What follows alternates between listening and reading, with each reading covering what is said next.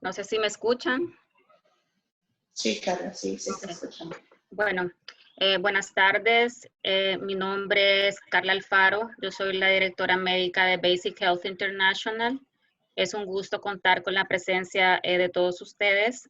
Quisiera dar un agradecimiento especial a los ponentes, quienes se han tomado el tiempo para poder compartir las experiencias que han tenido en la lucha contra el COVID-19 y de los cuales esperamos obtener los conocimientos necesarios y poder adaptarlos a nuestro país. Vamos a iniciar con una pequeña charla sobre el trabajo que Basic Health International realiza y el por qué estamos trabajando en el área de COVID en estos momentos. Primero mencionarles que nosotros no tenemos ninguna relación comercial con ninguna entidad corporativa que produzca o comercialice productos relacionados con el SARS-CoV-2 COVID-19. Quisiera agradecer a la McNulty Foundation, ya que sin el apoyo de esta fundación, este tipo de actividades no fuera posible. Asimismo, agradecer al Aspen Global Leadership Network y al Central America Leadership Initiative. Como Basic Health, nuestra misión es que ninguna mujer muera de cáncer cervicuterino, la cual es una enfermedad completamente prevenible. Nosotros hemos trabajado en diferentes países alrededor del mundo, tratando de aprender y compartir experiencias. Sin embargo, cada país es diferente y por esto las mismas intervenciones que se realizan deben adaptarse a la realidad de cada uno de ellos, y esto se aplicaría también en el caso de esta pandemia. Este es el mapa que nosotros utilizamos cuando hablamos de la situación de cáncer cervicuterino a nivel mundial. Sin embargo, debido a la crisis mundial en la cual estamos viviendo en estos momentos por el COVID-19, nos sentimos en la obligación de apoyar en lo que nosotros podamos en relación a esta pandemia, por lo que momentáneamente nuestro trabajo se ha puesto en pausa y este mapa cambia por este, el cual explica el desglose regional de casos y muertes por COVID-19 alrededor del mundo, y cómo este mapa ha ido cambiando desde que se produjo el primer caso en China. Se ha ido expandiendo a todos los continentes, se ha ido multiplicando semana a semana, mes con mes, afectando pues a todos los continentes alrededor del mundo. El número de casos reportados obviamente va a tener mucho que ver con el número de pruebas que se están realizando, y asimismo el número de muertes también tiene que ver mucho en cuanto a las intervenciones que se realizan en la atención de estos pacientes.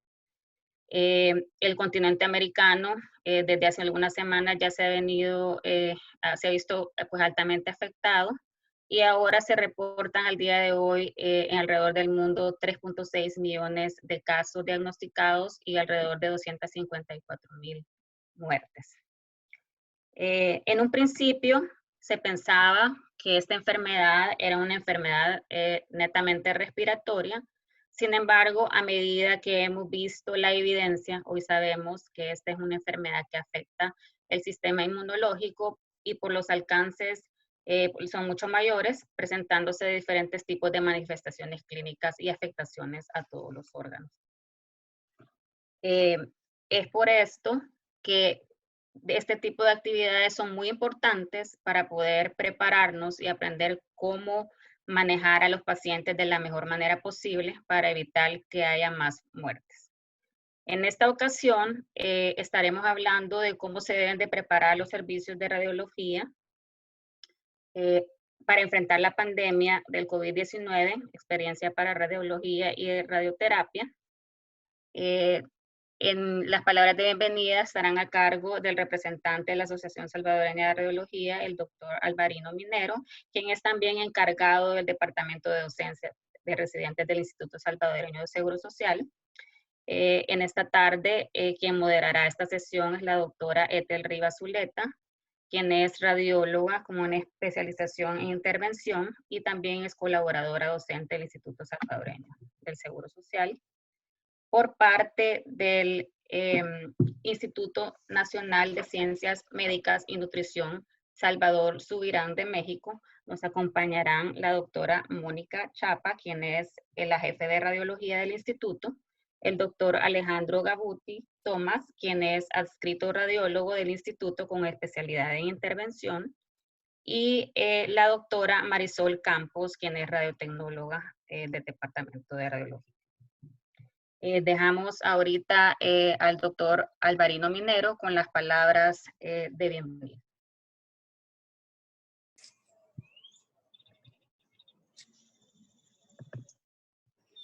Buenas tardes a todos.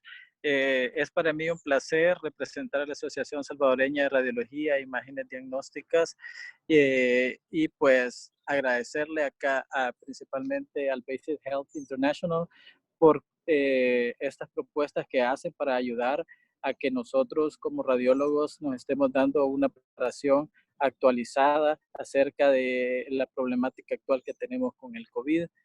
Así también como agradecer a la doctora Mónica Chapa, al doctor Alejandro Gabuti, a la doctora Marisol Campos, todos ellos del Instituto Nacional Salvadoreño de Salvador Subirán, que nos compartirán esta tarde pues sus experiencias que nos ayudarán a poder mejorar en todas las áreas que nosotros pues tenemos dudas.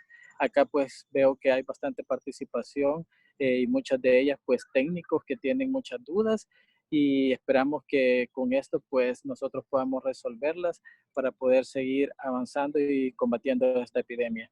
Nuevamente agradecerle a cada uno de ellos y pues esperar de que todo salga bien. Buenas tardes.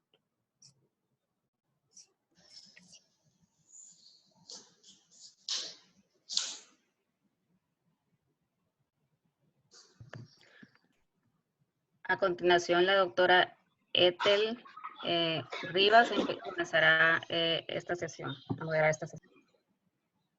Muy buenas tardes a todos, agradeciendo luego las palabras de nuestro representante de la asociación. Quiero decirle que estoy muy complacida que hay muchos participantes, no solo de El Salvador, sino que de Centroamérica. Agradeciendo, sabemos de que en el instituto pues ahorita es un tiempo que vale oro. He leído un reportaje muy bonito, me siento muy orgullosa de Mónica, de la doctora Mónica Chapa, es de las simpaturas bastante jóvenes, muy capaz, muy humana. Le agradezco mucho por su tiempo. El doctor Gabuti también le agradezco porque sé que él es una de las personas que está al frente. Estar al frente de una pandemia se escucha fácil, más sin embargo, creo que no lo es. Con muchos retos que me imagino y por su personalidad que ha de haber sido de los primeros en afrontarlo. De verdad, muchas gracias. Marisol también nos dará muchas de sus experiencias. Como les había explicado, muchos de nuestros radiotecnólogos, nuestros licenciados en radiología, hay poca información y pues tenemos muchas dudas y agradecemos encarecidamente la experiencia que ustedes están por ser un centro y haber haberse transformado como un centro COVID. Para las personas que no conocen el instituto es uno de los, bueno, a nivel de Latinoamérica tiene mucho prestigio en cuanto a investigación, en cuanto a los tratamientos médicos, un instituto de tercer nivel que se ha transformado enteramente para ser un centro de atención COVID. El instituto se caracteriza por tener unas reglas muy claras y además de ser bastante consensuadas, me imagino que todas las especialidades están interviniendo. Así que les agradezco a nuestros ponentes por su tiempo y no dudo que para nosotros para El Salvador y Centroamérica, será de mucha ayuda. Muchas gracias.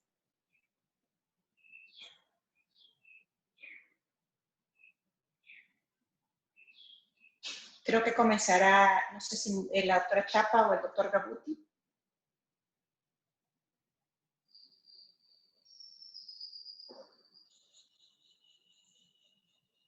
Hola, no sé si me escuchan. Pues no listo. Tenemos ok, listo. Muy bien, entonces, gracias por la presentación y por la invitación. Vamos a comenzar con la plática. Vamos a hablar de nuestra experiencia en los últimos 2 meses que llevamos trabajando como centro COVID. Es importante lo que comentó la doctora Ethel, que nosotros somos un hospital que obviamente no fue diseñado, no fue creado para atender de forma masiva a pacientes infectocontagiosos, y cómo con nuestras instalaciones nos tuvimos que adecuar para poder ser eficientes y mantener también un nivel alto de bioseguridad. Entonces, les comparto la presentación en un momento más.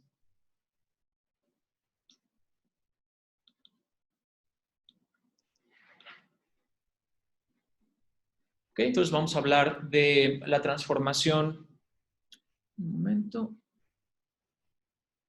La transformación de nuestro hospital como un centro COVID. ¿Cuáles son los puntos que vamos a tratar? Primero, los recursos humanos, cómo formarlos, la bioseguridad, la higiene, que es un punto muy importante en el manejo de los pacientes y de las salas de radiología, qué, cómo y cuándo, cómo voy a realizar los estudios de imagen, en quién y de qué forma, cuál es la comunicación o el rol de la comunicación intra e interdepartamental en esta pandemia, la importancia también de la recolección de la información y las situaciones particulares a las cuales nos afrontamos. Primero que nada, hay que tener en claro que todos podemos ayudar en la pandemia. Muy bien, lo que nosotros hicimos en un inicio fue crear un equipo piloto, en nuestro caso de 5 médicos, los cuales tuvimos como iniciativa, o más bien como misión en un inicio, tener la mayor exposición posible a los casos al inicio de la pandemia. ¿Por qué? Porque necesitábamos establecer una curva de aprendizaje que es bastante rápida, en nuestra experiencia aproximadamente 15 días. ¿Y por qué es esta curva importante? Porque recordemos que estamos ante una enfermedad que es nueva en el mundo, ¿de acuerdo? A pesar que es una neumonía viral como muchas otras que se han presentado durante años, no sabemos si el COVID se va a comportar como sus primos o como otro tipo de infecciones pulmonares. Por lo cual hay una gran cantidad de literatura, la cual se puede revisar en línea de excelente calidad, sobre todo la producida en Asia, en Europa y actualmente en Estados Unidos. Y este estudio, más la exposición a los primeros casos, nos permitió gestionar los casos controversiales o difíciles y sentirnos cómodos observando este tipo de estudios, ¿de acuerdo? Una vez que este equipo piloto se consolidó con su curva de aprendizaje, incorporamos a más miembros al equipo y cada uno de nosotros que iniciamos el grupo pudimos ser después líderes en nuevos equipos para poder seguir entrenando a nuestros compañeros. ¿De acuerdo? Como ven y como ya hizo favor de introducir la doctora Ethel, todos tenemos perfiles muy diferentes. La doctora Mónica tiene la subespecialidad en mama e intervención.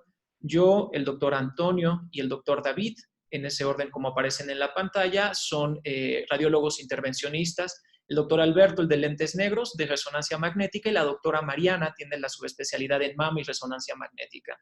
Entonces, ninguno somos especialistas en tórax, ¿de acuerdo? Sin embargo, nos pudimos capacitar y demostramos que aprendiendo y estudiando podemos conseguir un nivel suficiente para poder interpretar los estudios de forma clara, ¿no? ¿Qué tenemos en común también todos nosotros? Que no somos población de riesgo. ¿De acuerdo? Y eso es muy importante al momento de formar un staff que va a estar al frente de la batalla. No es lo mismo hacer teleradiología en este tipo de enfermedades donde podemos estar en casa, donde podemos estar seguros, a quienes tenemos que estar en contacto con el paciente, sea desde el posicionamiento del mismo en nuestros equipos de imagen, como al momento de hacer intervenciones o apoyar a nuestros compañeros en áreas críticas como la terapia intensiva o el área de trauma, de choque. Nuestros técnicos tienen que estar familiarizados en tomografía y en radiología general, que son los 2 caballos de batalla para atender esta enfermedad. También ellos tienen una curva de aprendizaje rápida. Menos mal que el COVID no se tiene que diagnosticar con angiotomografías que lleven medio de contraste o con resonancia magnética, ¿no? Esto es algo que está en nuestra ventaja, que podemos utilizar la tomografía simple como un excelente recurso diagnóstico y también las radiografías. Nosotros contamos con 2 técnicos por turno porque uno de ellos apoya en la logística del paciente y el otro en adquirir el estudio, como veremos más adelante en los lineamientos de organización.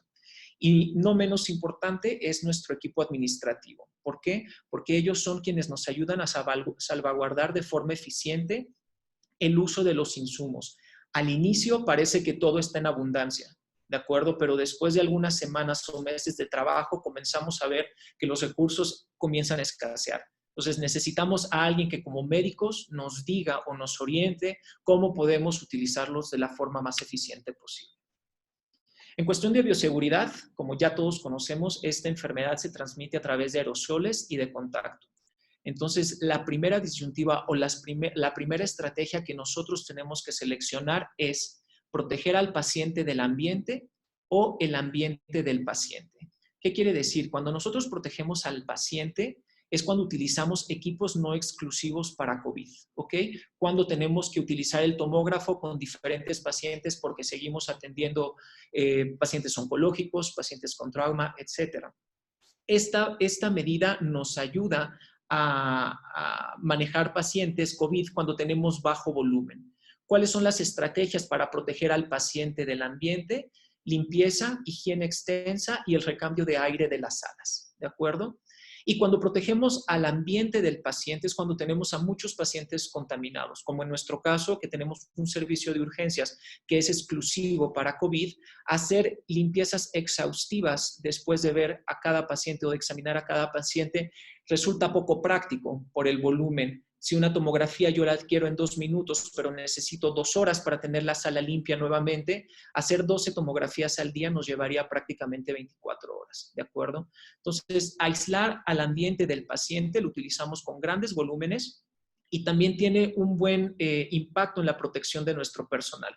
¿Cómo aislamos al paciente? Lo aislamos o le aislamos la vía aérea utilizando un cubrebocas N95 o un cubrebocas quirúrgico dependiendo de los aerosoles que produzca y de su sintomatología, ¿de acuerdo? Y la estrategia de higiene en nuestras salas se va a basar básicamente a las zonas donde tenga contacto físico el paciente, que puede ser únicamente el trayecto del piso o el pasillo que recorrió el paciente y la mesa de rayos X o del tomógrafo. Los aerosoles y los contactos ya para evitar que a nosotros nos infecten los vamos a detener con el equipo de protección personal. El uso en la sala de radiología y en las áreas críticas es diferente. Dentro del área de radiología, nosotros somos un poco más laxos, utilizamos sí los gogles y la careta junto con el N95, que esto es pieza fundamental para el contacto con los pacientes. Dependiendo del tipo de equipo que también nosotros tengamos, algunos tienen la ventaja de tener controles afuera de la sala para poder elevar la mesa o avanzarla dentro de nuestro gantry. Pero si no y nos necesitamos acercar al menos a 1 metro del paciente, lo que utilizamos es una bata de tela que después se envía a lavar, cambiamos una bata por paciente y guantes, ¿de acuerdo? Siempre sin olvidar que la higiene de manos es el punto de protección más importante. En contraste, cuando nosotros ingresamos a un área crítica como la terapia intensiva, donde los pacientes están conectados a ventiladores que son generadores de aerosoles, seguimos utilizando el uso de gogles, careta, el cubrebocas N95 y en este caso sí cambiamos a una bata desechable, ¿de acuerdo? Utilizamos guantes, que a veces son 2 pares, más la higiene de manos y cubrebocas. El punto importante en esto es que las batas desechables, el doble par de guantes y cubrebocas son insumos que se acaban de forma veloz. Y como veremos más adelante, necesitamos utilizar lo menos posible, pero asegurando la eficiencia de nuestro trabajo. La OPS, la Organización Panamericana de la Salud, ha hecho un esfuerzo y ha hecho unas divulgaciones extraordinarias acerca del uso del equipo personal para la protección, desde cómo endosarlo y, más importante, cómo quitarse. El ponernos el equipo es una tarea hasta cierto punto sencilla y muy lógica, pero cuando nos los retiramos es el momento más vulnerable que tenemos donde nosotros nos podemos infectar. El principio que nosotros tenemos que recordar es pensar que todo nuestro equipo está mojado y cuando yo me lo retiro no quisiera que esa agua mojara mi piel o mi traje quirúrgico, ¿de acuerdo? Entonces podemos consultar en línea estos recursos, no me voy a detener mucho para tenerlos muy claros. Hay también videos ilustrativos que son muy gráficos y nos ayudan a crearnos esta cultura de cómo proteger a nosotros durante nuestro trabajo. Así también los lineamientos del uso eficiente del equipo de protección nos dicen que si estamos en un triage donde el contacto con el paciente va a ser distante y simplemente vamos a hacer un tamizaje de el paciente ingresa a valoración o no, el uso de un cubrebocas quirúrgico y el higiene de manos basta. Pero si vamos a tener contacto más estrecho con los pacientes, como la recolección de muestras de laboratorio o estar dentro de un área donde se va a hacer un procedimiento generador de aerosoles, es donde necesitamos medidas mucho más estrictas como el uso de cubrebocas N95. Soy muy enfático en el uso del N95 porque es un recurso que se agota con mucha facilidad, ¿de acuerdo? Y no es necesario utilizarlo todo el tiempo. ¿Qué quiere decir? Si yo tengo a un paciente que entra a la sala con un cubrebocas N95, no necesito que mi personal también utilice un N95. Basta con una mascarilla quirúrgica porque ya estoy aislando yo al paciente del ambiente y el ambiente se mantiene seguro.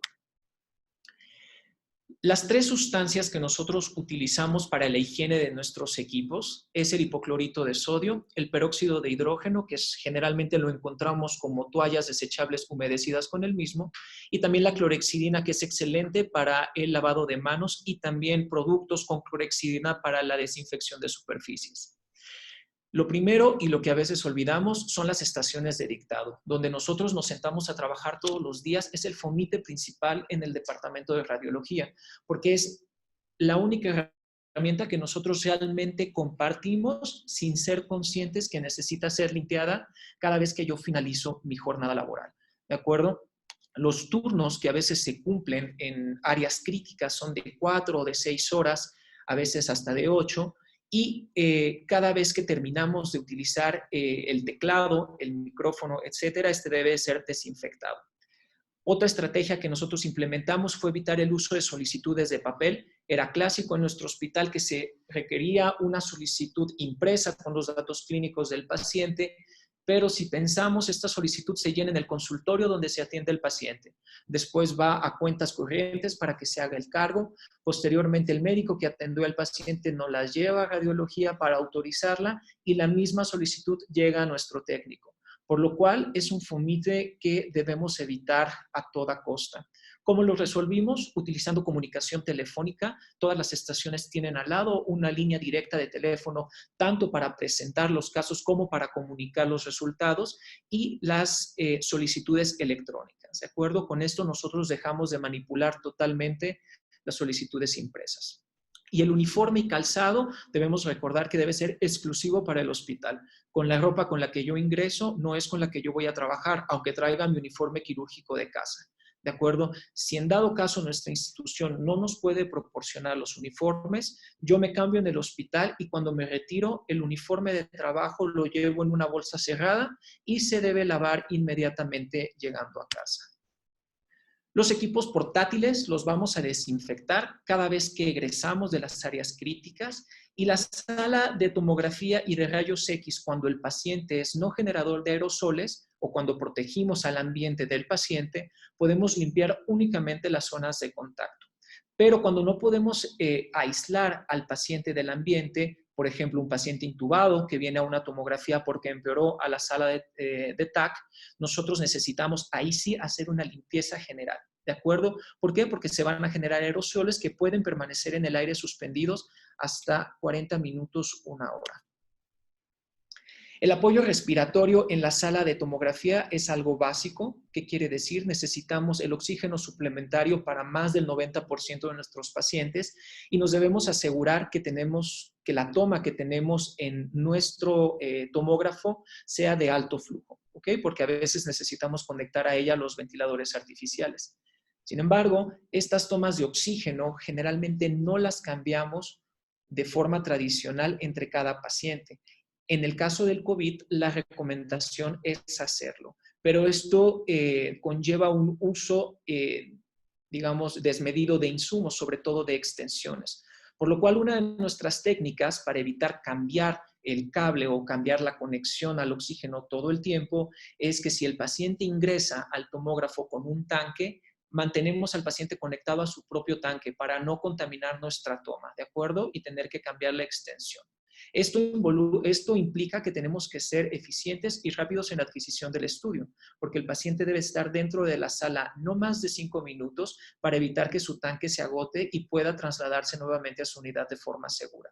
Si en dado caso vamos a hacer un estudio tomográfico contrastado que lleve más tiempo, más fases, un protocolo, una angiotomografía pulmonar, en este caso sí utilizamos nosotros la toma de oxígeno, pero es el menor número de pacientes los cuales llegan a nosotros para este tipo de estudios. La mayor parte son tomografías de tórax simple que son rápidas de adquirir.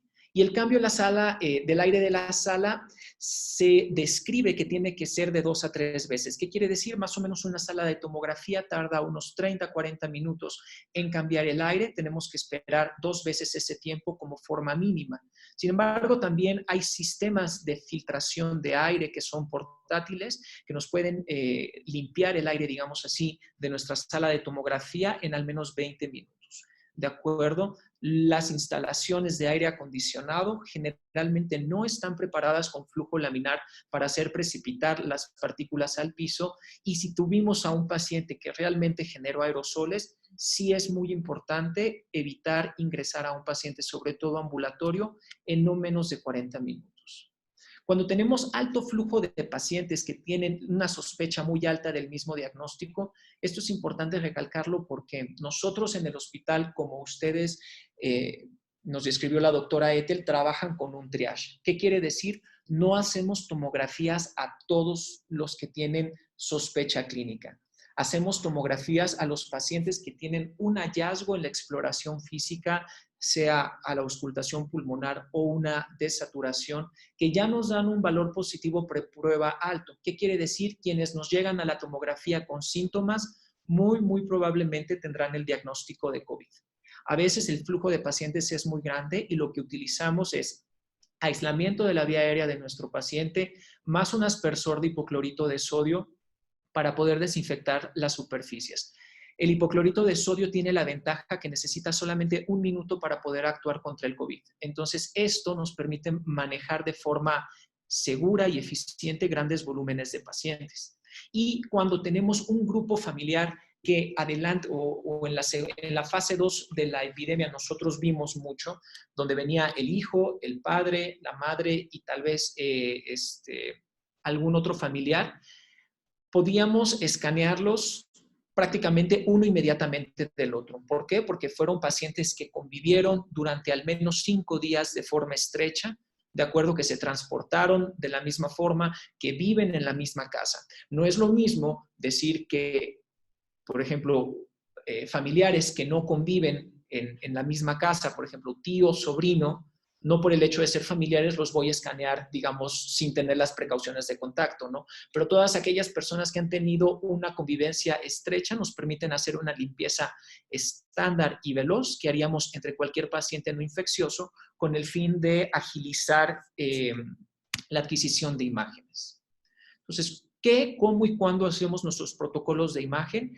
Primero, necesitamos tener algoritmos que sean visibles y claros, ¿de acuerdo? Hay que pegarlos en todo sitio donde nosotros realicemos imagen, porque cada día se van incorporando más personas a nuestro equipo de trabajo y necesitan familiarizarse con la forma establecida de elaborar, ¿ok?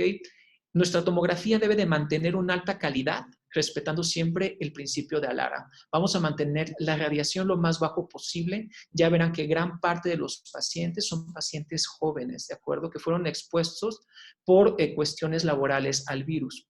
Nosotros trabajamos con 3 protocolos principalmente. Un protocolo con una reducción de dosis importante. Puedo decirles que en este momento estamos haciendo diagnóstico por debajo de 1 milisievert como dosis, manteniendo un performance de la tomografía óptimo. Tenemos un protocolo para pacientes obesos, en quienes sé que la baja dosis podría darme un estudio no diagnóstico. Y el tercero, y muy importante, un protocolo de RCP. ¿Qué quiere decir? Pacientes inestables, pacientes no cooperadores, pacientes en quien yo necesito mantener la calidad de mi estudio haciéndolo de forma veloz. Entonces, en este protocolo nosotros sí elevamos un poco más la dosis de radiación, pero nos aseguramos que a pesar que el paciente esté altamente disneico y no pueda sostener la respiración, mi estudio va a ser diagnóstico. Aquí les presento nuestro algoritmo de cómo trabajamos. La primera disyuntiva es seleccionar si el paciente es ambulatorio versus hospitalizado y ver si son estables o inestables. Si el paciente viene directamente del área de RCP, utilizamos este tipo de protocolo, el protocolo que tenemos de velocidad. Y recuerden que esta es una situación muy especial para nosotros en el sentido que no estamos acostumbrados a recibir pacientes en posición prona. Hay veces que en el ínter en el cual están esperando un apoyo ventilatorio invasivo, el paciente ya está pronado en su camilla y así es como nosotros lo debemos de meter al tomógrafo, ¿de acuerdo? Después reconstruiremos las imágenes de cualquier forma, pero es importante no voltearlo, no ponerlo en supino, porque eso podría causar una desaturación súbita dentro de nuestra sala. Lo mismo cuando el paciente está estable y el paciente es delgado, o que tiene sobrepeso, nos vamos al protocolo de baja dosis, y en los pacientes obesos utilizamos nuestro protocolo con mayor radiación. Este algoritmo con todo gusto se los compartimos después de la plática para revisarlo más a fondo. Entonces, ¿cómo nos preparamos cuando nosotros ya tenemos la solicitud de un estudio? Primero, nuestro equipo de técnicos se divide en dos. Uno de nuestros técnicos va a ayudar en la logística. El hospital puede ser realmente caótico recibiendo cientos de pacientes por turno, ¿de acuerdo? Si nosotros podemos bajar la carga de trabajo a nuestros compañeros clínicos que están atendiendo al paciente, que suena muy sencillo como transportar al paciente simplemente del consultorio al tomógrafo, les va a ayudar mucho. Y también nos va a ayudar a nosotros porque vamos a hacer eficiente el tiempo en el cual nosotros podemos realizar nuestro estudio diagnóstico, ¿de acuerdo? Un equipo o un técnico o incluso un médico va por el paciente al sitio donde se encuentra y el otro lo espera en la sala con el equipo de protección personal listo, ¿de acuerdo? El paciente se posiciona, por ejemplo, nuestro tomógrafo por su configuración, necesitamos entrar a la sala y con el pedal activar el avance de la mesa, por lo cual sí estamos a menos de 1 metro de distancia del paciente, por lo cual necesitamos utilizar todo el equipo de protección. Una vez que el paciente está posicionado, se ejecuta la tomografía y recordar que el técnico o médico que lo posicionó no regresa a la sala de adquisición a la sala de control con el equipo sucio. Se mantiene afuera de la sala, terminamos la tomografía, sacamos al paciente, se acompaña nuevamente al consultorio donde lo están examinando y se toman las medidas de limpieza que ya comentamos, ¿de acuerdo? Paciente aislado del ambiente o ambiente aislado del paciente. La tomografía que nosotros tenemos, la ventaja es que es de uso exclusivo para pacientes COVID, por lo cual no es necesario el traslado con cápsulas o rutas especiales dentro del hospital para evitar contacto con otro tipo de pacientes. Sin embargo, estas dos medidas son de utilidad cuando no tenemos, por ejemplo, el tomógrafo físicamente en el área de urgencias y tenemos que trasladar al paciente desde urgencias hasta el departamento de rayos X. Aquí sí necesitamos nosotros trazar una ruta específica y aislar la vía aérea del paciente o utilizar estas cápsulas que se pueden limpiar de forma sencilla después de utilizarlas. En los pacientes no COVID, en nuestro hospital tenemos una ruta de ingreso exclusiva. No ingresan a través del edificio de hospitalización, que es tradicionalmente donde tenemos los equipos de rayos X. Lo que hacemos es abrimos una puerta de emergencia en la parte trasera del departamento por donde ingresamos a los pacientes que llegan a hacerse estudios de imagen, generalmente los que no podemos diferir, que son oncológicos. Y siempre hay un triage respiratorio donde antes del ingreso al instituto se le pregunta al paciente acerca de sintomatología respiratoria y se le toma la temperatura. Los equipos y el personal que no tienen contacto con pacientes COVID están reservados, ¿de acuerdo? Y no van al servicio de urgencias para evitar al máximo su exposición al virus. En los pacientes en las áreas críticas donde utilizamos los rayos X, nosotros estamos haciendo diagnóstico básicamente con tomografía. Es poco o son muy pocos hasta ahorita los pacientes en quienes hemos tenido que tomar una radiografía como diagnóstico y en quienes han sido en pacientes realmente que vienen muy delicados en el deterioro respiratorio, por lo cual no soportan ni siquiera acostarse para estar dentro del tomógrafo 2 minutos, ¿de acuerdo? Pero las radiografías han sido esenciales para la atención del paciente crítico. Esto también es difícil, ¿de acuerdo? Porque en este momento el personal de radiología, tanto técnicos como médicos, tenemos que ingresar al área donde tenemos mayor riesgo de contagio, que son el sitio donde los pacientes se encuentran con respirador artificial, ¿de acuerdo? ¿Qué hemos hecho nosotros? Obviamente, aparte de utilizar nuestro equipo de protección personal, necesitamos hacerlo eficiente. ¿Por qué? Porque cada vez que entramos a un área crítica se desperdicia o más bien se utiliza mucho material. El equipo de radiología portátil es un médico y un técnico, ¿de acuerdo? Y dentro del área hay personal que nos apoya con la movilización de los pacientes. ¿Por qué hacemos esto? Porque hacemos un criterio de las radiografías en tiempo real. Este se puede hacer de forma presencial, como nosotros lo hacemos, ingresando junto con nuestro técnico a la adquisición, o a distancia si tenemos un sistema eficiente inalámbrico, de acuerdo, que nos envíe las imágenes una vez adquiridas a una estación de trabajo y las podamos revisar en pocos segundos después de su adquisición. ¿Por qué? Porque necesitamos tomar decisiones prontas y oportunas. No es raro que estos pacientes los encontremos un día en posición supina y al día siguiente en prono y al día siguiente con una sonda y después con un tubo endopleural, etcétera. Son pacientes que tienen mucha manipulación y esto hace que los dispositivos médicos puedan migrar.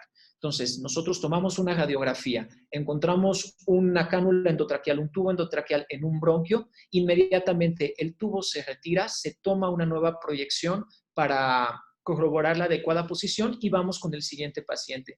Y esto ha evitado que nosotros, como tradicionalmente lo hacemos, enviamos la radiografía, esta se revisa 20 o 30 minutos después de su adquisición, se notifica al servicio, digamos, en este caso de terapia intensiva, que un tubo está mal posicionado, lo reposicionan y tenemos que regresar 1 hora después o más a repetir la radiografía de control. Entonces, el criterio en tiempo real nos ha hecho disminuir mucho la exposición de reingreso a las áreas críticas y también hacer más eficiente el uso de nuestro material. Y esto es físicamente demandante, por lo cual las radiografías en las terapias intensivas no son a granel. ¿Qué quiere decir? Necesitan una justificación clínica. Y nosotros estamos divididos en un grupo en la mañana y un grupo en la tarde que va directamente con los médicos encargados y pregunta si ha habido alguna modificación de algún paciente, ha habido algún ingreso, ha habido alguna recolocación de tubo. Esto acerca mucho al radiólogo al contacto directo con el paciente y nos permite conocer a cada uno de ellos y entender qué está pasando. Y muchas veces nos adelantamos incluso nosotros a las decisiones clínicas porque estamos siempre pendientes de la evolución de los pacientes con los métodos de imagen. La comunicación intra e interdepartamento la hemos logrado con boletines. Nuestros primeros boletines fueron para divulgar las normativas de higiene y la comunicación con el equipo de apoyo o el equipo no COVID. ¿Qué quiere decir? Nuestra reserva de radiólogos que en dado caso necesitarían apoyarnos con interpretación, necesitan conocer también cómo estamos trabajando y qué es lo que estamos haciendo. Además de dar a conocer los avances y el estado actual de nuestro trabajo a todo el instituto.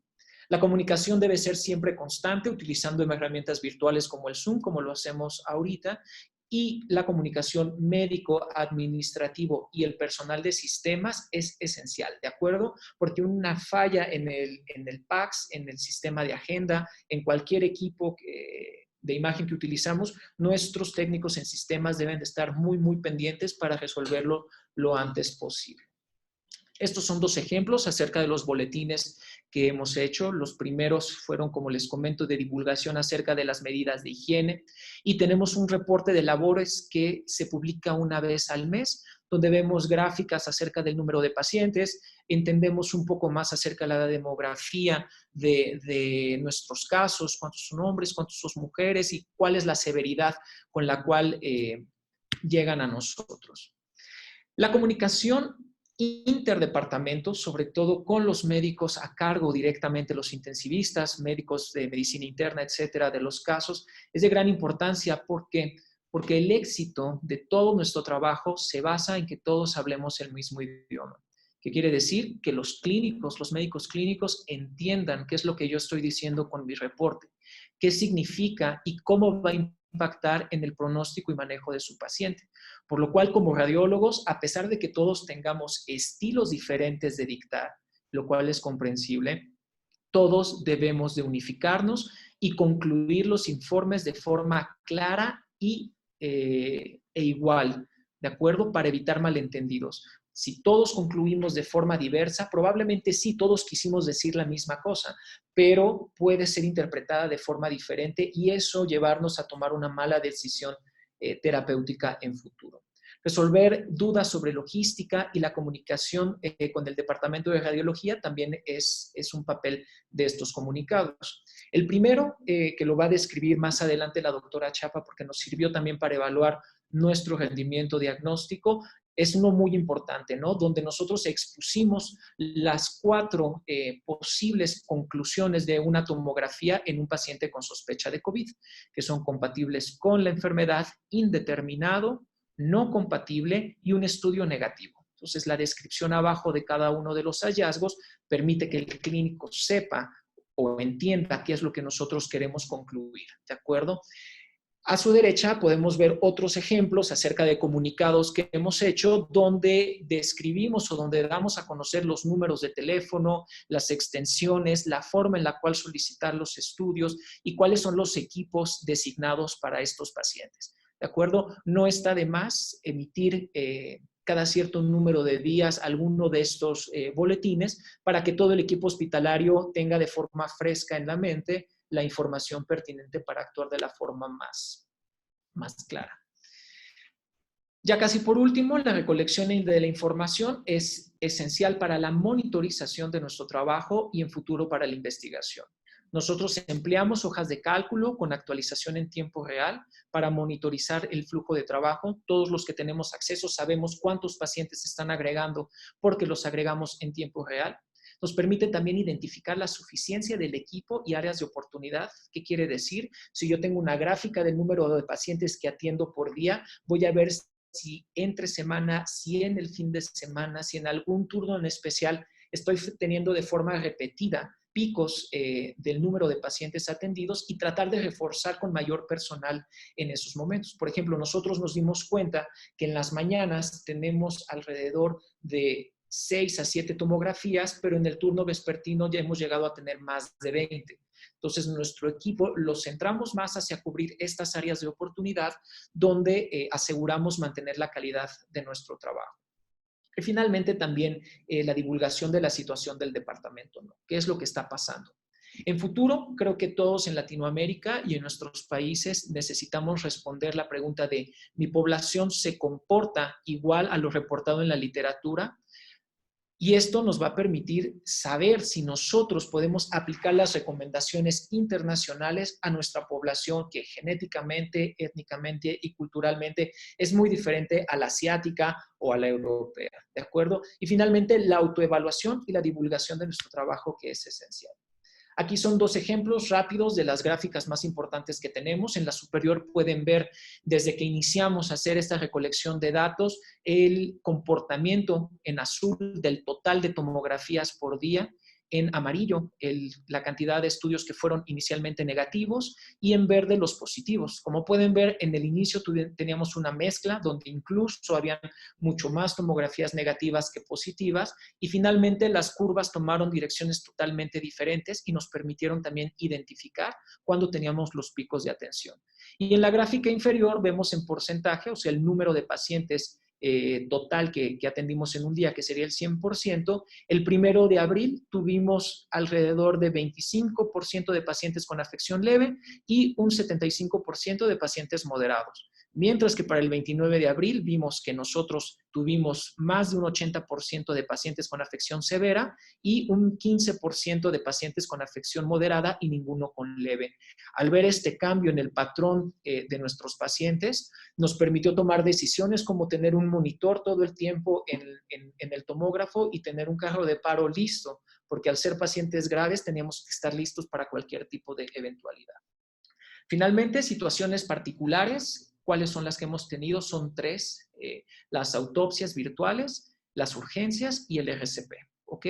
Autopsias virtuales, desgraciadamente hay pacientes que buscan atención de forma muy tardía, por lo cual son casos de, digamos, muerte súbita en el triage o una vez que están ingresando al área crítica del hospital y no sabemos qué fue lo que pasó. Y por normativa, al estar en una pandemia con una enfermedad tan contagiosa como el COVID, muchos servicios de patología difieren las tomografías, difieren las autopsias.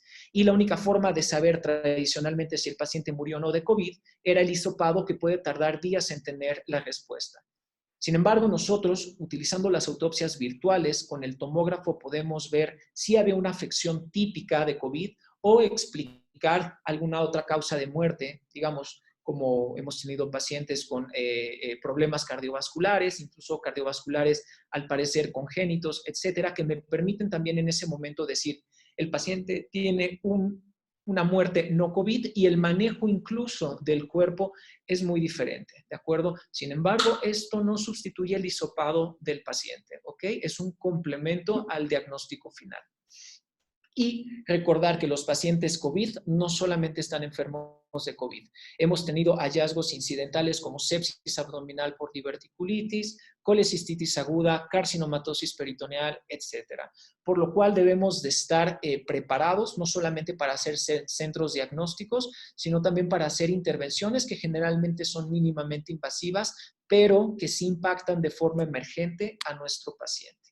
Y finalmente, en el área de choque o de RCP, nosotros apoyamos muchas veces con accesos vasculares, incluso gasometrías con ultrasonido cuando los pacientes son de difícil punción por un choque séptico. Y en este sitio, sí, como les describí, a veces las radiografías son de suma importancia porque van a ser la única imagen inicial que podemos adquirir de un paciente en estado crítico para poder comparar en futuro. Entonces, los dejo con la doctora Chapa, que nos va a hablar acerca de los resultados que hemos tenido.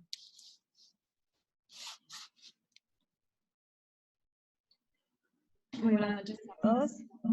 Doctora Ethel, un gusto saludarla.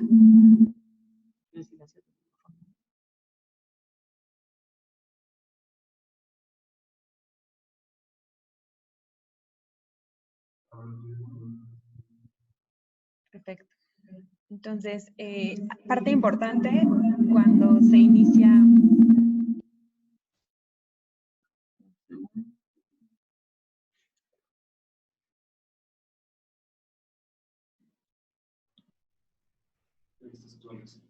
Ok, si quieren nos dejan en mi audio, que estoy junto a la doctora Chapa para que no vaya a haber interferencia. Listo. Entonces, parte importante de siempre es evaluar de acuerdo a estas medidas que se tomaron, tanto de las medidas de protección personal como de la forma sistemática de interpretar los estudios de tomografía, es pues a escasas 2 semanas empezaban a evaluar este tipo de resultados. Entonces, a 2 meses de que iniciamos la reconversión, hemos tenido 0% de personal infectado, hablando de técnicos, enfermeras, y médicos y residentes que han estado directamente en contacto con esta reconversión. Otra situación importante es que los reportes radiológicos están listos en menos de 10 minutos posteriores a la adquisición de los estudios y esto está tanto en sistema como de forma telefónica se les comunica cualquier situación que requiera urgencia. Se identifican asimismo los casos no COVID de forma oportuna y se mandan a otro hospital porque aquí es 100% COVID. Entonces, todos los casos se identifican oportunamente y de acuerdo a gravedad. Igual se comenta el caso para que se pueda referir al sitio donde sí lo puedan atender.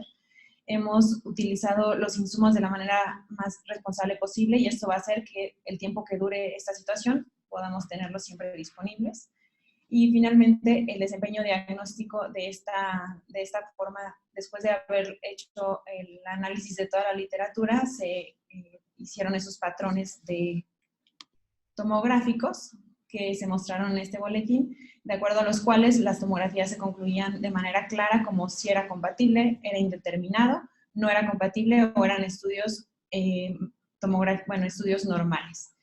De acuerdo a eso, tuvimos que evaluarlos. Afortunadamente en el hospital contamos con pruebas de PCR, entonces pudimos compararlo con el estándar de oro, que es esta prueba de PCR, donde vimos que si el estudio era positivo, si la imagen era positiva, teníamos 15 veces más riesgo de que la PCR también no fuera. De esta forma empezamos a ver que nuestras imágenes estaban siendo bien interpretadas.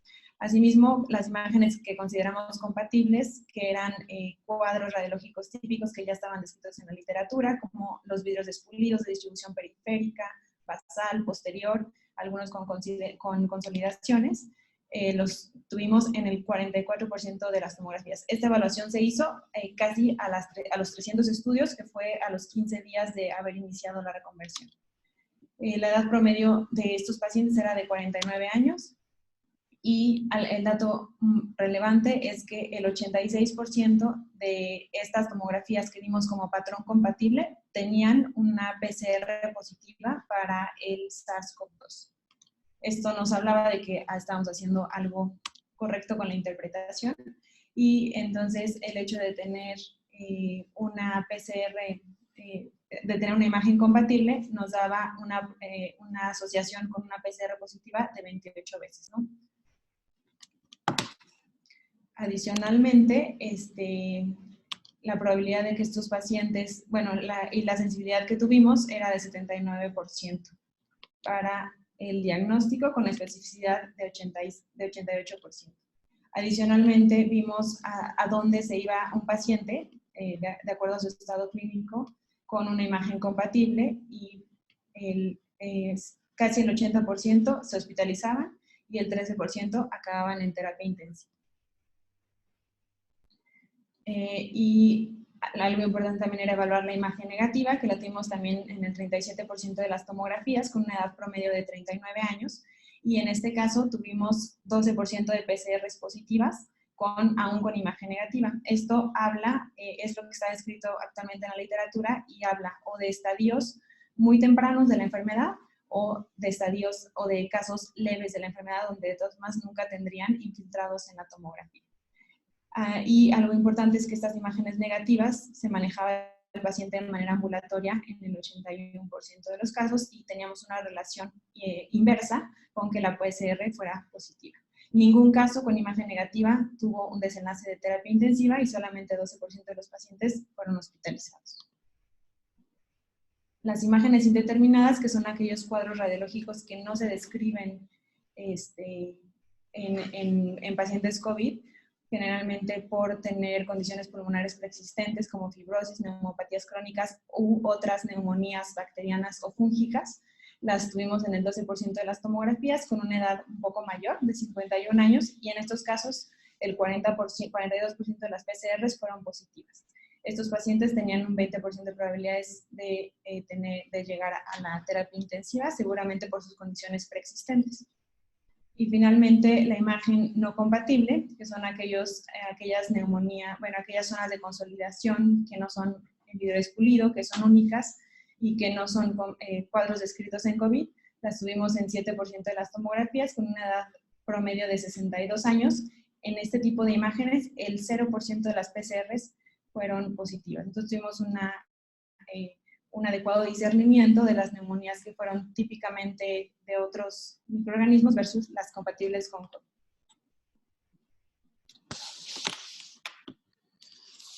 Finalmente, ya como conclusiones, nuestros consejos es primero formar un equipo núcleo fuerte. ¿Por qué? Porque este nos va a dar la posibilidad de crecimiento, de entrenar a nuevas personas una vez que están expuestos y que sus curvas están completas. Una óptima seguridad del personal y el paciente es pues responsabilidad de todos los involucrados aquí, con las dos estrategias de la protección del ambiente o la protección del paciente. El flujo de trabajo debe ser claro y eficiente, unificando criterios y hablando todos de la misma forma y el mismo idioma. La comunicación dentro de nuestro departamento, dentro de los departamentos también es esencial para demostrar a los demás, o más bien para dar a conocer a los demás nuestro trabajo y cómo ayudarnos a trabajar todos mejor, ¿no? Y la monitorización continua del trabajo y la autoevaluación, como el trabajo de estadística que la doctora Mónica hizo, que nos permitió saber que lo que estamos haciendo en algo que es tan nuevo, lo estamos haciendo bien. ¿Ok? Esto es esencial, porque si nosotros hubiéramos detectado alguna falla porque nuestros porcentajes de sensibilidad y especificidad hubieran sido totalmente diferentes a los publicados en la literatura en centros que consideramos también de excelencia, pues era una zona para identificar algún punto para trabajar o para fortalecer. Entonces, eso sería todo por nuestra parte en la presentación. Había varias dudas que creo que ya estaban resueltas.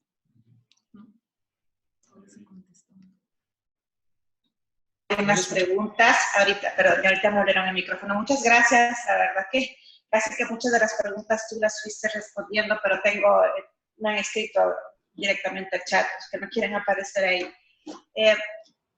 Ustedes se dividieron, según entiendo, en el departamento están los radiólogos con un equipo frente al COVID y están los que están atrás. Me preguntan los licenciados que si también así se dividieron también, porque muchos se dividieron, por ejemplo, por edad, por factores de riesgo, etcétera, los que iban a enfrentarse a los pacientes que ya son diagnosticados por COVID y por ejemplo, los que entran a la terapia y a donde están los pabellones con los pacientes positivos o están rotándose. La verdad es que obviamente nuestros compañeros que tienen algún factor de riesgo, sobre todo los que se han descrito como diabetes, hipertensión, sabemos que son pacientes o son personas vulnerables, se excluyeron, ¿de acuerdo? Como les comento, todos podemos ayudar, incluso el dictado a distancia o desde casa para ayudarnos a revisar las guardias nocturnas. Es algo que todos podemos hacer, pero en sí el equipo que vamos al frente,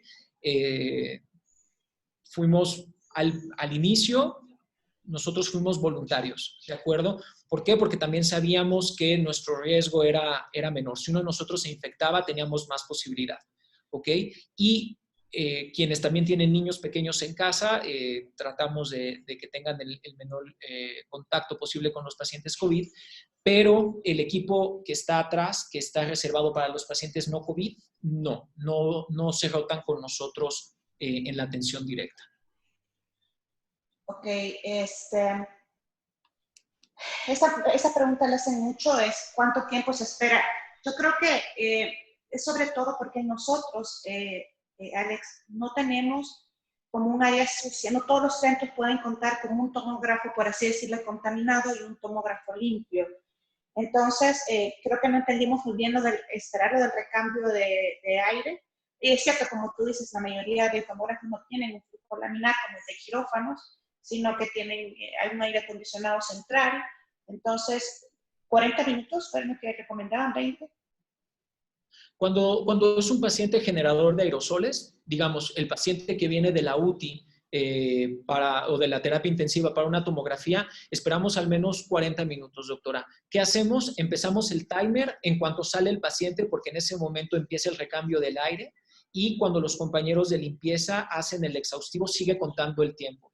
¿De acuerdo? Porque aquí el problema no es la de desinfección de la superficie.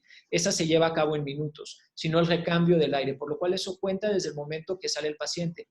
Al inicio, a veces nosotros contábamos cuando la sala estaba limpia, poníamos el timer, entonces la sala quedaba cerrada alrededor de 2 horas, que es mucho tiempo cuando tenemos que atender esto, ¿no? Yo les recomendaría, no, obviamente, por el tiempo que tenemos de esto, no hay ningún estudio que diga, yo dejé mi sala airearse 40 minutos y yo 2 horas y yo tuve 10% de infección y yo tuve 2%, ¿no?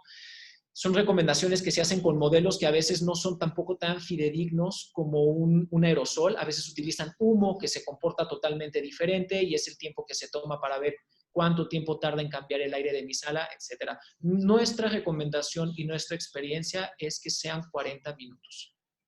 Y porque muchos de nuestros pacientes estamos atendiendo pocos en terapia. Entonces, muchos están llegando, claro, con bajo nivel de oxigenación, con el cubrebocas quirúrgico, o sea, aquí le decimos mascarilla, con la mascarilla quirúrgica son los que así nos están llegando la mayoría de los triage. Ya los de terapias intensivas están en otros centros. Entonces, sí, con ese tipo de pacientes, si solo llevan, esperamos menos. Sí, si el paciente tiene su vía aérea aislada, ¿qué quiere decir? Sobre todo si es el paciente ambulatorio que viene con un cubrebocas porque viene de casa caminando y puede estar sin el apoyo de oxígeno dentro de la sala, es lo mejor. ¿De acuerdo? Si tenemos el cubrebocas, basta con solamente limpiar las superficies, porque en teoría nuestro paciente no está generando aerosoles. ¿Ok? Y también nosotros protegernos al entrar a la sala y el siguiente paciente con cubrebocas hace que la tasa de contagio a través del aire sea muy baja. Y aquí nos enfocamos básicamente en limpiar las superficies. Si es un N95 es lo ideal, porque ahí sí el paciente está totalmente aislado del ambiente. Las mascarillas reservorio o las puntas nasales a más de 3 litros ya se consideran generadoras de aerosoles. A veces las puntas nasales se pueden colocar abajo de un N95 y mantener un sello bastante eficiente y eso nos ayuda. Pero si un paciente, por ejemplo, tiene una saturación del 85% fuera de la sala y necesita oxígeno a 1 litro, a 2 litros para alcanzar más de 90, por 2 minutos que nosotros lo tengamos con su pulsioxímetro dentro del tomógrafo, el paciente no va a sufrir ningún riesgo, ¿de acuerdo? Y nosotros también estamos protegiendo nuestro ambiente de la formación de aerosoles. Entonces, yo creo que ese es un punto muy importante en que cada paciente tiene un criterio ligeramente diferente. Debemos de tomar una decisión con base a lo que estamos afrontando con cada uno, porque si no, como le comento, si a veces tenemos días de 35 tomografías, si tardo 2 horas por cada tomografía, no hay forma de hacerlas en un día, ¿no? Son 3 días de trabajo por 2 minutos de adquisición. Ok, me preguntan acá, vamos a resolver algunas de las preguntas. Si alcohol, amonio, desinfectantes comunes, lejía o lámparas UV, ¿qué es lo que están utilizando ustedes? Ok, para la desinfección de la sala, nosotros utilizamos la lejía, que es el hipoclorito de sodio. La OMS tiene en su página la publicación de las concentraciones. Algo muy sencillo de recordar es que 81 mililitros de cloro o de lejía comercial en 1 litro de agua son suficientes. Sin embargo, hay muchos lineamientos que nosotros podemos descargar donde dicen las diluciones y con eso nosotros desinfectamos el suelo y nuestro equipo. ¿De acuerdo? ¿Por qué? Porque es barato y está demostrado que es eficiente. Las toallas con peróxido de hidrógeno o clorhexidina las reservamos más para equipo más delicado, las pantallas touch de los dispositivos como los rayos X o las estaciones de trabajo. Pero la lejía es suficiente para una desinfección adecuada. Ok, perfecto. Me preguntan también si existe algún documento del procedimiento de trabajo de los técnicos, la que se divide en 2 funciones, si fue, o sea, ¿es por la carga laboral o es de dejar a alguien adentro y alguien afuera? ¿Es lo que más ha funcionado? Sí, eso es una experiencia propia, no hay un documento de donde nosotros nos hayamos basado. Obviamente fue prueba y error al inicio, y ahora les podemos decir que ese modelo nos ha hecho muy eficiente el trabajo, porque al inicio a veces esperábamos por la carga de trabajo en urgencias, en triage, 40 minutos, 1 hora en que nos llevaran a un paciente al área de tomografía y de repente nos llegaban 5 pacientes juntos, ¿no? Y teníamos que escanearlos en un tiempo menor a 30 minutos porque tenían que regresar al consultorio y era logísticamente muy complejo coordinar intendencia, coordinar técnicos, coordinar todo, ¿no? Entonces, al nosotros tomar la batuta, y no me refiero solamente a los técnicos, también los médicos vamos por los pacientes cuando tenemos la oportunidad, ha hecho que nuestro trabajo sea mucho más eficiente, porque una vez que nos presentan al paciente, el tiempo en el que tardamos desde que la solicitud es aceptada hasta hacer la tomografía no pasan más de 10 minutos, doctora. Entonces, es una inversión que también a nosotros nos da mayor tiempo de trabajo y también emitir nuestros dictados, no tener que interpretar un clúster de pacientes en media hora y tener mayor tiempo para poder revisar sobre todo los casos que son más complejos. Y en el caso de los rayos X, las startups, tú sabes que a veces cuando están en la terapia o ingresados hay como un protocolo de tomar radiografía todos los días a los pacientes. Creo que hay muchas de las guías, incluso de que dice que no es necesario, porque a menos de que la condición clínica del paciente lo amerite, lo están cumpliendo también ustedes. Sí, nosotros tradicionalmente a los pacientes de terapia intensiva y terapia intermedia se les tomaba una radiografía al día en la mañana, a las 7 de la mañana, para ver los dispositivos y algún cambio agudo. Obviamente lo bloqueamos, cada vez tenemos mayor número de intubados. Ahorita empezamos, bueno, en el instituto tenemos una terapia intensiva, una terapia intermedia. Ahora tenemos 2 terapias intensivas más la terapia intermedia y estamos próximos a tener 20 camas más de terapia intensiva. Entonces, realizar radiografías seriadas a más de 50 pacientes intubados es logísticamente muy, muy, muy complejo. Entonces, nosotros vamos directamente al área donde se encuentra el médico tratante con el censo de pacientes y preguntamos, ¿hay alguna modificación? ¿Hay alguna justificación? Y ya decidimos en qué pacientes realizar las radiografías, doctora. Esto sí, al ser una enfermedad que es un síndrome de distrés respiratorio agudo, sí tenemos tasas altas de neumotórax por las presiones, de neumomediastino y de lesión de vía aérea. Entonces, sí son pacientes en los cuales el criterio en tiempo real es muy, muy, muy importante. Ok, ¿qué experiencia tienen ustedes en el uso de ultrasonidos, el ultrasonido de tórax para diagnóstico?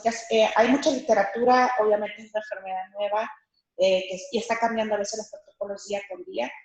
No sé si ustedes dentro de su triage están ocupando el ultrasonido de tórax en lugar o a veces a pacientes de que no se lo pueden llevar a tomografía o si lo están haciendo de entrada. No hemos utilizado el ultrasonido de tórax en triage ni como screening. Hay un protocolo, o más bien hay varios protocolos, sobre todo de los colegas de intensiva que lo están tratando de validar con los hallazgos de nuestras tomografías. Yo creo que el ultrasonido puede ser o puede tener un papel importante, obviamente cuando no tenemos el recurso de la tomografía a la mano, ¿no? Nuestra ventaja realmente es que nuestro equipo está dentro del departamento de urgencias y a un costado del área crítica, ¿no? Del área de choque.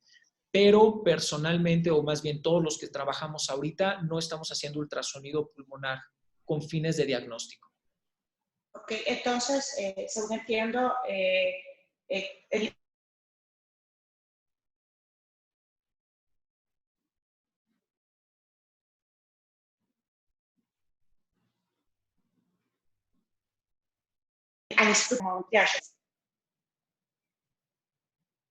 Doctora, se nos corta un poco.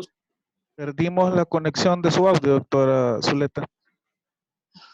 ¿Podemos repetir la pregunta? ¿Me escuchan? ¿Hoy sí? Ok. Entonces tengo entendido de que al instituto solo llegan pacientes ya con la prueba positiva. Entonces, de un solo pasan al tomógrafo o pasan como por primero una radiografía y dependiendo del estado clínico del paciente, si la saturación es baja o va a ingresar, pasa la tomografía, pero de entrada entonces es una radiografía y esta radiografía la toman portátil o en un gabinete. No, como estamos funcionando, tenemos una admisión o tenemos un triage externo, o sea, dentro del hospital, en el ingreso del hospital, donde el médico de primer contacto evalúa el caso clínico, hace una exploración física básica y una saturación, sin ningún estudio de imagen. Una vez que pasan el primer filtro, donde digamos, este paciente si tiene riesgo, este paciente no tiene riesgo, se va del instituto. El que sí tiene riesgo entra, doctora, a una segunda evaluación donde el paciente se le hace un hisopado nasofaringeo, se le toman laboratorios y se le toma generalmente en el 90% un estudio de imagen. Todos van a tomografía. La radiografía de tórax nosotros no la estamos empleando ahorita como diagnóstico de primera línea, salvo en muy contadas ocasiones en el cual el paciente ingresa directamente al área de choque y no es posible llevarlo al tomógrafo porque necesita, por ejemplo, estar sentado para alcanzar una saturación venosa de oxígeno adecuada, ¿no? Entonces, nosotros no hemos empleado la radiografía ni como screening ni como herramienta diagnóstica. ¿Y están viendo algunas otras manifestaciones además de las pulmonares, Alex? No sé, Moni, no sé si tienen neurológicas, como nos están describiendo, estábamos leyendo de embolias a vísceras como a riñón, a vaso. No sé si están teniendo ustedes alguna experiencia en eso. Pues con Moni hemos visto, de las manifestaciones neurológicas han sido básicamente clínicas, que son los pacientes con anosmia, eventos trombóticos Muy pocos. Lo que sí debo de decirles es que hemos tenido ya en la fase en la que estamos con pacientes que han estado hospitalizados mucho tiempo, muchos protocolos para tromboembolia pulmonar que han resultado negativos, pero los pacientes tienen una clínica muy sugerente. Todavía estamos estudiando y también viendo cómo nosotros lo podemos estudiar, si pueden ser estos fenómenos microtrombóticos, pero que nosotros los percibamos en imagen convencional, incluso en angiotomografías, no. Y además de COVID, alguna manifestación, muy poco. Más que nada hemos encontrado hallazgos incidentales en los pacientes COVID, como les comentaba, como neoplasias, el paciente no sabía o ya con la exploración física o el interrogatorio había perdido peso, entonces ya tienen COVID más un tumor primario, COVID más una vesícula perforada, etcétera. Ok. Preguntan a Marisol, algunos de los licenciados, ¿qué tanto se puede soportar el traje de protección? Porque, bueno, acá en un inicio se pensaba que tenían que ocupar el delantal plomado, luego que no, porque no se soporta con el traje, con los gogles, sobre todo los que están con los pacientes. Me preguntan mucho cuál es tu experiencia, así como, sobre todo con el uso de todo, porque se suda mucho, normalmente los servicios no tienen aire acondicionado, que quieren saber su experiencia. Claro. Muchas gracias. Sí. Pues la verdad sí da mucho calor con todo el equipo, pero realmente es necesario. Creo que es parte de nuestra seguridad. Entonces, el estudio no es tan tardado, son pocos minutos en lo que tenemos. Y yo creo que el tener la seguridad, tanto como para el paciente, como para nosotros mismos y para nuestros compañeros, yo creo que eso es secundario. No lo veo como algo malo, porque es nuestra seguridad. Yo creo que sí es pesado, porque sí lo es. Sí da mucho calor al tener los gogles y toda la bata, pero creo que principalmente es nuestra salud, nuestra seguridad, tanto como lo repito, del paciente, como la de nosotras y la de nuestros compañeros, ya que estamos todos en contacto y somos un equipo. ¿Y en cuántos pacientes más o menos, cuántas horas ustedes pasan trabajando con ese tipo de pacientes? O sea, en el sentido que me preguntan porque si se van a hacer volar los radiotecnólogos que están manejando sus pacientes, más o menos cuánto tiempo están ustedes adentro, por equipos, me imagino, ¿no? Porque no sé si se pueden estar 8 horas ahí con todo el equipo puesto. Ok, nosotros como estamos organizados dentro del hospital, el área de urgencias, doctora, para ingresar al área de urgencias no necesitamos tener todo el equipo de bioseguridad puesto. ¿Qué quiere decir? El tradicional con los gogles, el N95, el gorro, la bata, cubrebocas, o sea, la protección máxima que tenemos aquí. Solamente lo utilizamos, como le comento, cuando ingresamos a la sala de tomografía a posicionar al paciente o cuando vamos al área crítica. Entonces, cuando hay que hacer una tomografía, hay que tener el equipo alrededor de 5 o 6 minutos. Cuando entramos a las áreas críticas, soy honesto, es pesado, ¿de acuerdo? Porque es cierto, empezamos a sudar, los gogles se nos empañan, dejamos de ver. Al inicio no es fácil y uno siente a veces mucha desesperación, pero como dice Marisol, en mi cabeza tiene que estar siempre que es mi seguridad y la seguridad de mi equipo, ¿no? Consejos que les puedo dar, por ejemplo, con los gogles cuando se empañan, lo que hacemos es poner una gota de jabón dentro para evitar que se forme, que se condense el agua, limpiarlos muy bien para que después también, obviamente, el jabón no nos irrite. Las batas que utilizamos para entrar, que no sean las batas quirúrgicas que son totalmente impermeables porque son muy, muy, muy calientes. Hay batas que nos dan la seguridad adecuada, pero que son más ligeras y también son mucho más económicas. La bata no tiene que estar estéril para nosotros acercarnos al paciente COVID, ¿no? Porque no le vamos a transmitir nosotros una enfermedad, nos estamos protegiendo a nosotros, ¿no? Pero sí, no es fácil. Los turnos, nosotros trabajamos en turnos de 6 horas, trabajamos de 6 de la mañana, perdón, de 8 de la mañana a 2 de la tarde y de 2 de la tarde a 8 de la noche como médicos y como técnicos, y hay un turno nocturno donde también el trabajo es mucho menor, ¿de acuerdo? La mayor parte de los pacientes, a nuestra experiencia, vienen en el turno vespertino, ¿ok?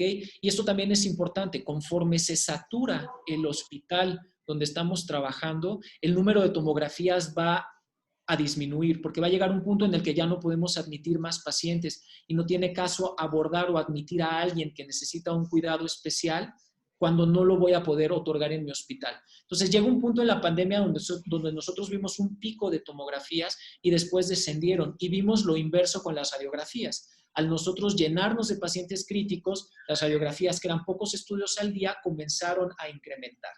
¿Ok?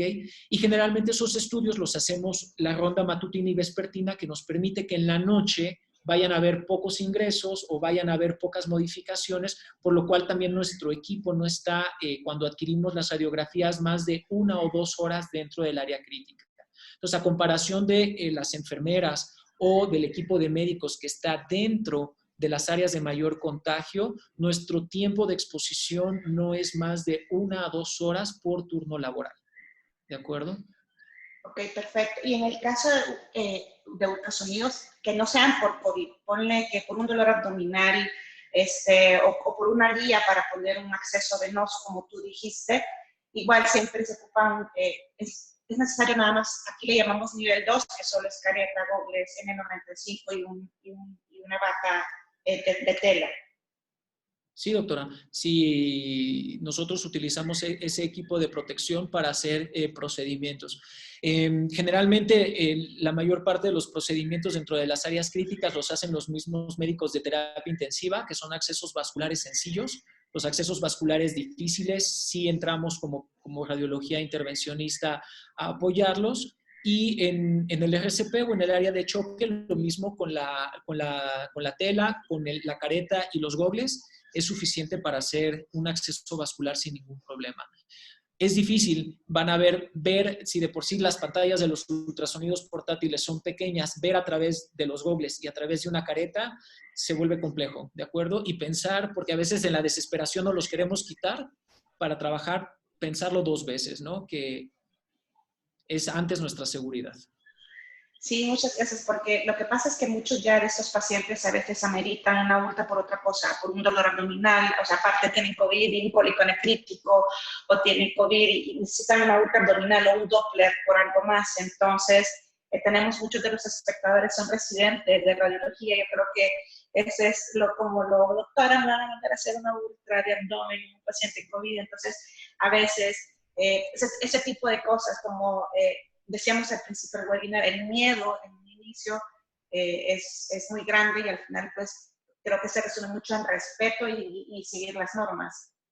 Claro, claro que sí. Los residentes también para nosotros han sido esenciales para el trabajo. Son chicos que se han comportado de una forma extraordinaria y justo eso, ¿no? Recordemos que cada vez que nosotros nos exponemos a un paciente COVID, debe de haber una justificación muy clara y responder una pregunta muy precisa, ¿ok? ¿Qué quiere decir? Si mi paciente, por ejemplo, tiene anuria y está en terapia intensiva, voy a hacer un ultrasonido lo más rápido posible para descartar la sospecha clínica, ¿no? Evitamos hacer estudios excesivos que a veces cuando estamos en formación los tenemos que hacer porque nos tenemos que acostumbrar a ser minuciosos, ¿de acuerdo? Pero también nuestros residentes que están comenzando, que tal vez su criterio está todavía en formación o su curva de aprendizaje está elevando, son a quienes evitamos exponer lo más posible porque son quienes tal vez se llevarían más tiempo, ¿de acuerdo? Realizando un estudio directamente con el paciente. Entonces, aquí lo importante es ser rápidos, ¿de acuerdo? Ser rápidos y exponernos lo menos posible, con respeto, pero también sin miedo. Porque cuando el miedo se apodera de nosotros es cuando tomamos decisiones que después podemos lamentar, ¿de acuerdo? ¿Ocupan los delantales plomados los licenciados de rayos X? O sea, normalmente pues podemos ocupar, aquí les llamamos mamparas plomadas, las fuertes, esas plomadas para no ocupar el delantal, o solo tomamos distancia y la adquieren sin ocupar sobre todo para los radiotecnólogos. ¿Se están cubriendo? Tomamos distancia. Ok, solo con estas. Sí. Ok, bueno, yo creo que aquí mandan saludos de Brisbane, Australia, de Guatemala, de Nicaragua, de Colombia, así que muchas gracias, realmente hemos aprendido mucho de ustedes, de la experiencia del hospital. No tengo cómo agradecerles, la verdad, su tiempo, sobre todo sabemos que es muy valioso, y la experiencia, Alex, Mónica y Max, muchas gracias. Y la verdad que los admiro mucho por el trabajo que están haciendo. Mis respetos hasta México. Un gusto, muchas gracias a ustedes por la invitación y podemos seguir en comunicación de acuerdo a cómo vayamos generando más experiencia o ustedes tengan algún otro tipo de dudas.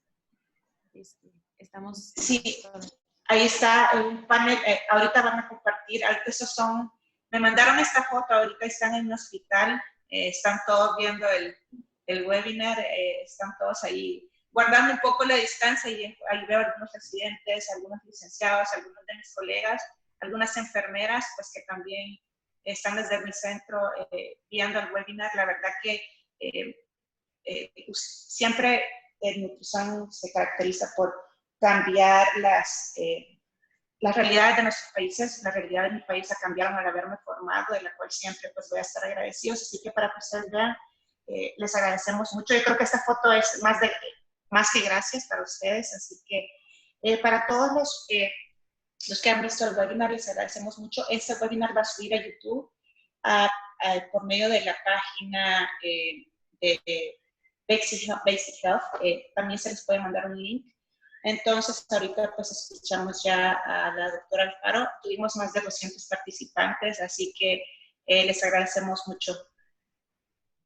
Muchas gracias de nuevo a todos los panelistas por compartir su tiempo y sus conocimientos. De verdad que estamos muy agradecidos. También queremos agradecer nuevamente a McNulty Foundation, que sin el apoyo de esta organización, este tipo de webinars no fuera posible. Como comentó la doctora Ethel, este webinar se va a subir a nuestro canal de YouTube.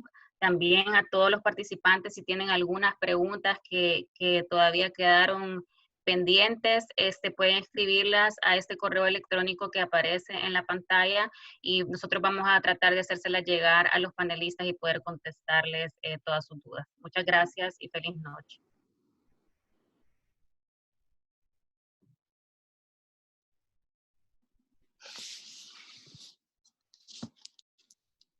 Listo.